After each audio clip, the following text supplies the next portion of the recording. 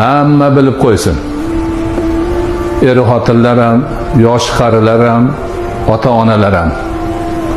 Bolasini, oilani buzishga, buyurishga ota-onani haqqi yo'q shariatda. Haqqi yo'q. Haligi gap bu. Allohning arshini larzaga keltiradigan narsaga majburlashga ota-onaning haqqi yo'q. Kelin kuyov bir-birini yaxshi ko'rib, birga yashaymiz deyaptimi? Sharoit yaratib berish kerak. Erkakning tarafi ham o'g'liga xotinini taloq qilishga haqqi yo'q deyishga, ayolning tarafi qiziga shundan ajraysan bo'lmasa bolanmassan deyishga haqqi yo'q. Bu shariatdagi sobit gap bu. Bugungi sharoitdan kelib chiqib aytilayotgan gap emas.